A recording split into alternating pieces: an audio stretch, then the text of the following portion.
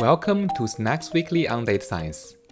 This podcast is all about making data science and machine learning knowledge accessible and less intimidating. Today, we are going to talk about causal inference. This episode is based on a tech blog titled Decoding Causal Incrementality in E-commerce, leveraging Bayesian Structural Time Series model with a real-world example, written by a data scientist from Walmart. You can find the blog link in this episode's description. In this episode, we will focus on the technical aspects of causal inference, specifically how Walmart uses a modeling technique called Bayesian Structural Time Series, or BSTS, to measure the true impact of a product taxonomy change on customer behavior. Now, let's dive in.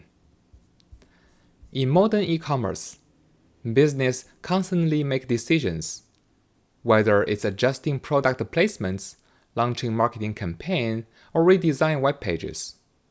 But how can we know if those changes actually drive meaningful results? A/B testing is often considered the gold standard for measuring impact.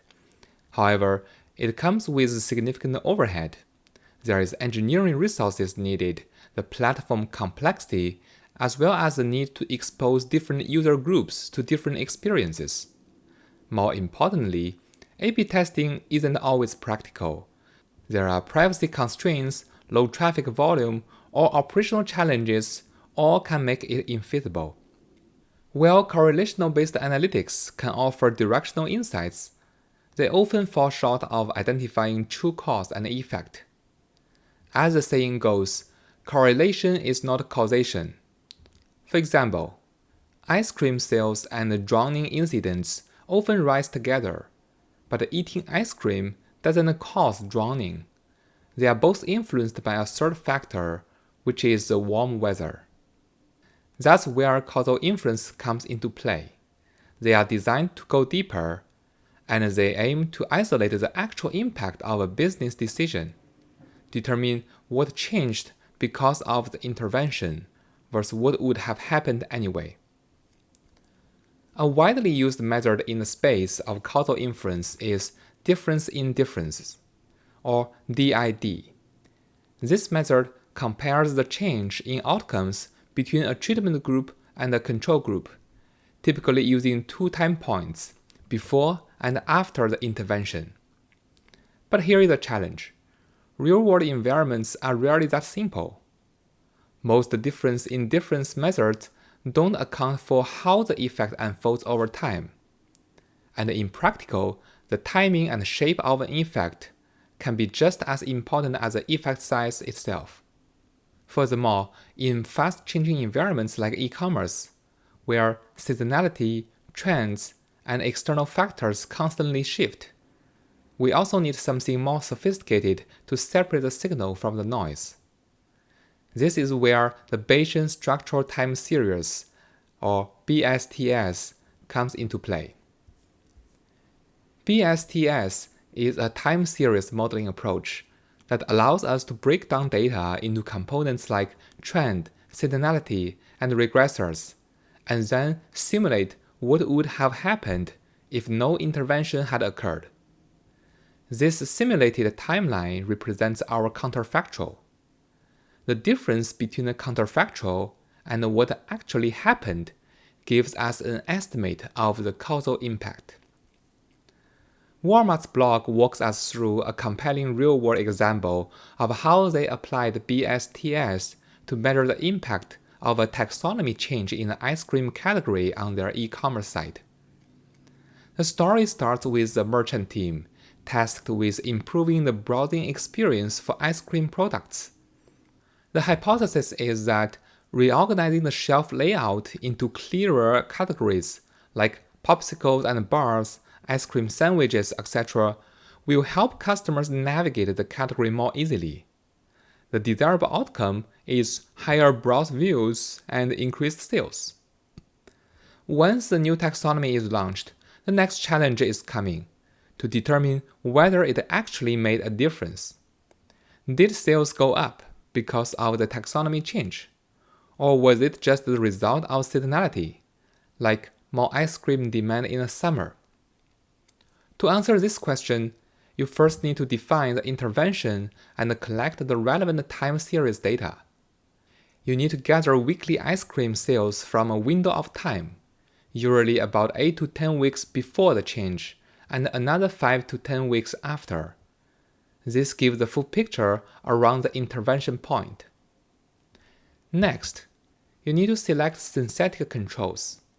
That is a key part of how BSTS works. The idea is to find other product categories that weren't affected by the taxonomy change, but they share similar seasonality trends and demand patterns.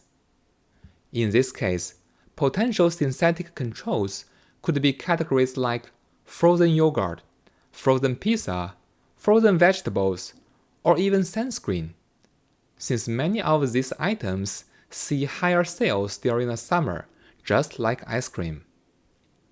Once these categories are selected, they also need to be carefully weighted and evaluated based on how well they match the pre-intervention trends of the ice cream category. The goal is to build a synthetic version of what the ice cream sales might have looked like if the taxonomy change had never happened. Once the synthetic control is selected, you would apply the BSTS model to predict the counterfactual.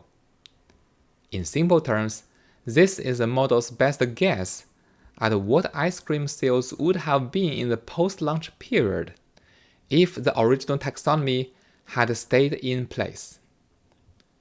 By comparing these predicted values with the actual sales data, you are able to estimate the causal impact of the new taxonomy. One major benefit of using a Bayesian model is that it provides not just a single estimate, but a full distribution, which can capture the uncertainty and give confidence intervals around the result.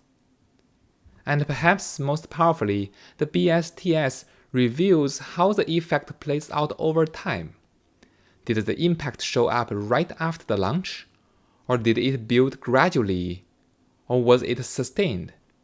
This time-aware, probabilistic view gives decision-makers far more insights than traditional methods, which tend to focus on a single point before and after snapshot. Now that we've covered the key ideas in this episode, let's wrap it up. We talked about the importance of causal inference in business decision-making, especially when A/B testing isn't practical. We discussed the limitations of difference in differences in dynamic environments, and how Bayesian Structural Time Series offers a more flexible and time-aware alternative. Finally, we walked through Walmart's real-world example of using BSTS to measure the impact of a simple yet meaningful product taxonomy change. If you like the content of this episode, please subscribe to the channel, give me a 5-star review, and leave a comment.